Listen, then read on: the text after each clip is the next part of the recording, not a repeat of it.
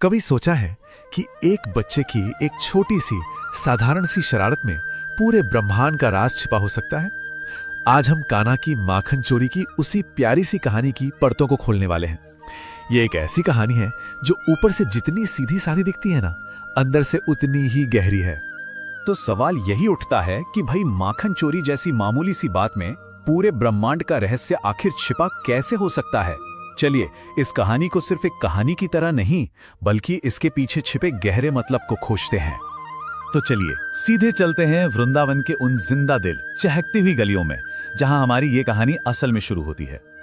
जरा सोचिए, सुबह सुबह का वक्त है, एक छोटा सा बच्चा जिसकी आंखों में शरारत चमक रही है, सिर पर एक मोरपंख लगा है और वो अपने दोस्तों के साथ निकल पड़ा है अपने रोज के मिशन पर। और मिशन क्या है? माखन की खोज। लेकिन एक दिन माता यशोदा एक तरकीब सोचती हैं। वो माखन की मटकी को बहुत बहुत ऊंचा टांग देती हैं, इतना ऊंचा कि कान्हा का वहां तक पहुंचना नामुमकिन सा लगे। उनको पूरा यकीन था कि भाई आज तो कान्हा की सारी होशियारी धरी की धरी रह जाएगी। मगर कान्हा भी कहां हार मानने वालों में से थे। और बस यहीं से कहानी में एक बहुत दिलचस्प मोड़ आता है। एक ऐसा मोड़ जहां हमें एकता की असली ताकत देखने को मिलती है। कान्हा अपने सारे दोस्तों को इकट्ठा करते हैं और उन्हें एक बड़ी कमाल की बात सिखाते हैं। वो कहते हैं, अकेले नहीं, मिलकर काम करेंगे तो हर मुश्किल आसान हो जाती है।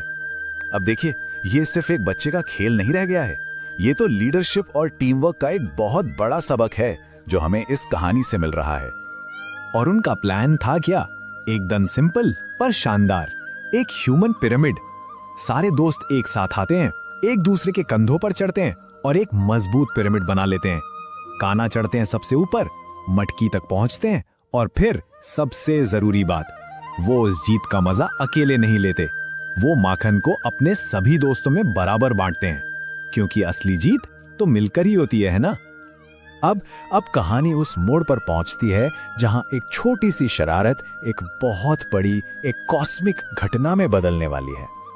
और ठीक उसी वक्त जब सब दोस्त मिलकर माखन का मजा ले रहे होते हैं, तभी वहां पहुंच जाती हैं माता यशोदा। बस कान्हा और उनकी पूरी टोली रंगे हाथों पकड़ी गई। और पकड़े जाने पर कान्हा क्या करते हैं? वही जो हर बच्चा करता है, एकदम भोलेपन से कहते हैं, मैया मैंने तो कुछ खाया ही नहीं। असल में ये भी तो उनकी दिव्य लीला का ही एक हिस्सा था, जहां पकड़े जाना भी उस खेल का ही एक मजेदार हिस्सा है। अब यशोदा मैया तो सब जानती थीं, वो गुस्सा नहीं करती, वो बस एक हल्की सी मुस्कान के साथ लेकिन बड़ी मजबूती से कहती हैं, अच्छा